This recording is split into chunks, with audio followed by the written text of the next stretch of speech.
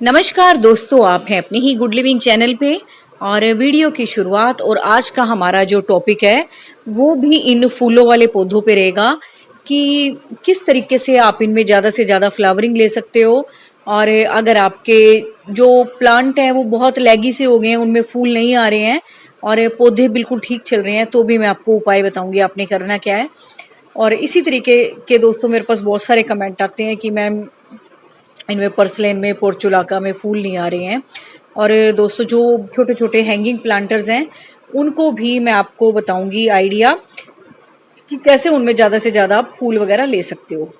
और ये दोस्तों जैसे बेबी सन रोज़ वगैरह हैं, ये तो बहुत आराम से चल जाते हैं, लेकिन इस मौसम में अगर पर्सलेन और पोर्चुलाका में फूल ना आए तो बिल्कुल मज़ा नहीं आता। तो ये बिल्कुल मेरे हैंगिंग बास्केट में लगे हुए हैं, इनमें फूल आते हैं लेकिन इतनी ज़्यादा मात्रा में नहीं आते, छोटे छोटे से फूल आते हैं। लेकिन दोस्तों ये हैंगिंग बास्केट के लिए सबसे बढ़िया प्लांट है।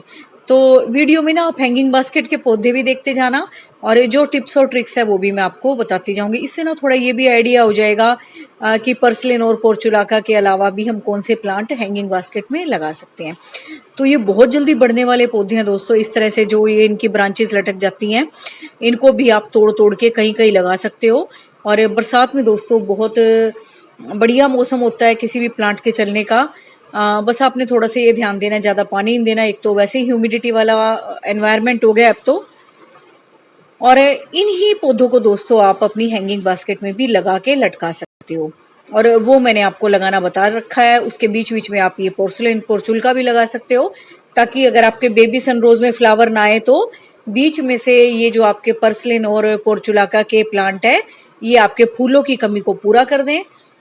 और निकालने की दोस्तों इनको कोई ज़रूरत नहीं होती। जैसे सर्दियों का मौसम आता है ऊपर से हम हल्का हल्का सा हटा देते हैं, फिर जब बाहर का मौसम आता है फरवरी के बाद का, फिर ये दोबारा ग्रो करना शुरू कर देते हैं। और बेबी सनरोज तो दोस्तों आपका हमेशा गार्डन में रहता ही रहता है और हैंगिंग में बहुत सुंदर लगते हैं ये। और जो दोस्तों मेरे ये छोटे छोटे से प्लांटर्स ये मैं लगाती रहती हूँ दीवारों पे, इनमें भी खूब अच्छी फ्लावरिंग हो रही है, खूब अच्छे फूल आ रहे हैं। और दोस्तों जब इस तरह से दीवारों पे ही ये प्लांटर हम लटका देते हैं छोटे छोटे और उनमें फूल खिलते हैं ना, तो यकीन मानो नीचे तो हमने गमले रखे होते हैं, हमारी दीवार की भी शोभा बढ़ जाती है।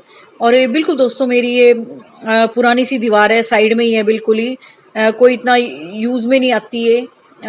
मतलब इस तरफ कोई आता नहीं जाता ये समझ लो। तो इसको भी मैंने डेकोरेट किया हुआ है और मतलब ये समझ लो कि जब भी इस दीवार को मैं देखती हूँ बहुत अच्छा लगता है। और जो भी मेरे बहन भाई ये कह रहे थे कि हमारे पौधे जो है गर्मी में सूख रहे हैं, तो बिल्कुल मत हटाना। मेरी भी ये बेल दोस्तों बिल्कुल सूख गई थी और अब जैसे एक दो दिन से बरसात हुई है तो ये देखो हरे हरे पत्ते इस पे आने शुरू हो गए हैं। ये है बरसात के पानी का कमाल। तो बिल्कुल ना हटाया करो जो पौधे सूख जाएं। और ये छोटे छोटे प्लांटर्स में तो ये आप देख ही रहे हो जो मैंने लगा रखे हैं, ये पर्सलेन और पोर्चुलाका। तो दोस्तों जरूरी नहीं है कि आप बाहर से ही हैंगिंग बास्केट लाओ।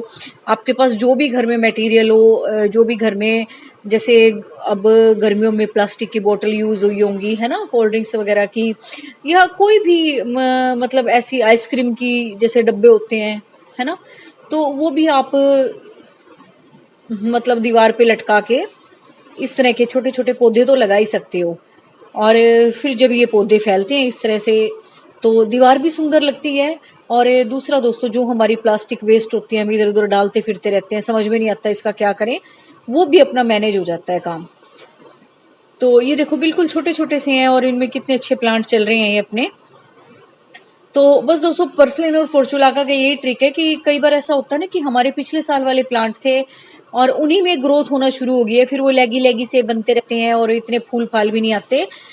तो सबसे जरूरी बात है कि आप जो उनकी पुरानी वाली स्टेम्स है वो हटा दो, या उन पे भी पुरानी पे जो नई आई है वो भी हटा दो, ताकि वहां से फिर नई नई जो ब्रांच निकलेंगी तो उनमें फिर इस तरह से फूल खिलेंगे।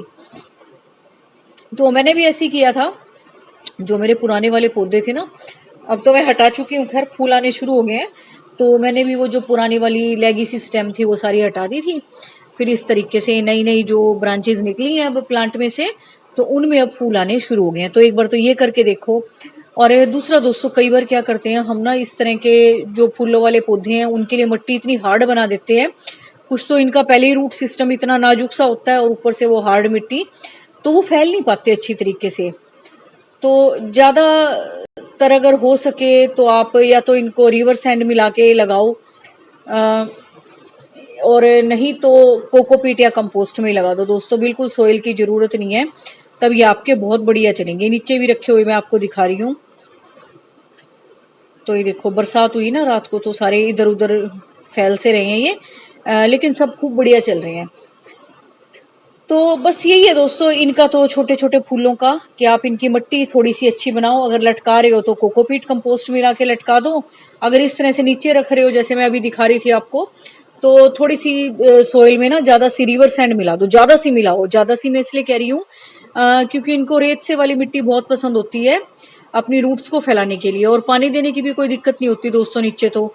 और इस तरह से दोस्तों, जैसे आपके घर में खाली डब्बे हैं, जैसे एक डब्बे ये डब्बे से पड़े हुए हैं, इनमें मैंने फूल फाल लगा रखे हैं, तो इस तरीके से भी दोस्तों आप जो आपका प्लास्टिक का वेस्ट है उसको मैनेज कर सकते हो। और जब दोस्तों हम पौधे लगाने पे आते हैं ना, या मैं ही अपने आप से कह लूं कि जब भी मैं सोचती हूँ कि क्या है मेरे पास कुछ लगाने के लिए, तो बहुत सारी चीजें निकल आती हैं।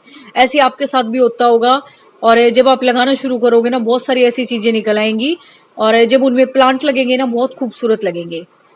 बजाय कि वो हमारे स्टोर रूम में पड़े रहते हैं, पेटियों में पड़े रहता है प्लास्टिक का कबाड़, है ना। तो उसका अगर आप रीयूज कर लेते हो घर में तो बहुत अच्छा रहता है, इधर उधर फैलने से भी बच जाता है प्लास्टिक, और दूसरा दोस्तों रीयूज भी हो जाता है हमारा।